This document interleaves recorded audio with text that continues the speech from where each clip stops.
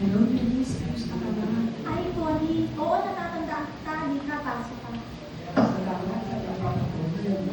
Kumusta ka na nga pala? I-check up na. Wala ka naman. Yun nga eh. Nalulungkot ako. Hindi naging maganda yung resulta ng laboratory ko. Tumaas yung blood sugar ko. At sabi ng doktor, kailangan ko na daw mag-insulin. Dagdag pa yung cholesterol ko. Ay, nako. Ganun pa? Nakakalungkot naman yung nangyari sa'yo. Sobrang nalulungkot ako, Tony. Kasi ang dami ipinagbawal ng doktor. Lalo na sa pagkain. Weakness ko pa naman yun. Talagang ang hirap maging masaya kapag marami kang sakit. Di ba nabanggit ko sa'yo yun nung nakaraan? Sabi mo may makakatulong sa akin. Oo, Denise, meron. Alam mo ba na nag-research ako? At meron akong nabasa isang magandang artikulo. Dito, sa Gumisa. Sabi dyan, pwedeng maging masaya kahit magulo ang mundo. Alam mo ba na binanggit din dyan na isa yung pagkakasakit sa nakadaragdag ng anxiety sa tao? Naniniwala ka ba? Oo naman, yun nga yung nangyari sa akin sa ngayon eh. Yun nga yung nangyari sa akin sa ngayon. Kaya, syempre, hindi naman natin maiiwasan yun. Ganun talaga ang buhay. Pero alam mo ba na meron kang pwedeng gawin ngayon para mabawasan yung lalo sa pag-aalala mo sa karamdaman mo? Alam mo, dito, Mababawasan? Ano ba yun? ayan, maganda yung unang suggestion nito sa magazine. Tingnan mo. Yan o, ingatan ang kalusugan mo.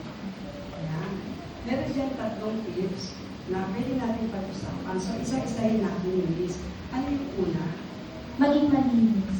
Ayan, tama. Alam mo ba, kasama sa pagiging malinis yung regular na pag-ugas ng kamay, mag-disinfect ng bahay, at yun din, umiwas tayo sa mga sakit na nakakahawa. Ano naman yung pangalawa? Kumain ng masustansyang pagkain. Oo. Alam mo ba maganda yung principle na binabanggit sa Efeso 5:29? Basahin ko Sabi dyan, walang sino man na napopoot sa sarili niyang katawan, kundi pinapakain niya ito at inaalagaan.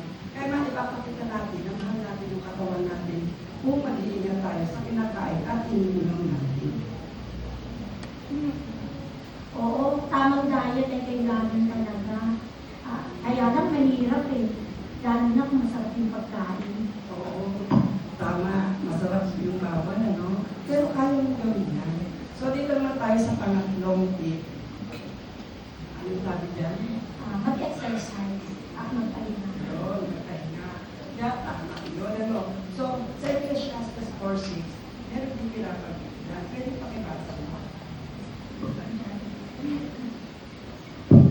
Mas mabuti ang sandakot na paghinga kaysa sa 2 dakot ng pagpapakapagod at paghahabol sa akin. Ayan, kaya pinapakita lang dyan, Eunice, na mahalaga yung maging balance. Ano? Kaya, pwede mo yung umpisahan ng regular sa pamagitan ng paglalakad at kunting kilos-kilos para maging maganda yung resulta ng kalusugan. Kailangan maglakad-lakad ako kahit mahirap. Oo. At kung susundin natin ang lahat ng tip na ito, kakaasa ka na magiging maganda yung resulta sa atin. Tama ka, Connie. Maraming practical talaga na payo ang Biblia. Oo, Eunice. Kaya gusto ko talagang binabasa yung article na ito. At alam mo ba na nagbibigay ito ng tunay na pagbasa sa atin kung paano sa susunod na Tuesday, babalik ulit ako sa iyo para pag-usapan natin ito sa ganitong oras.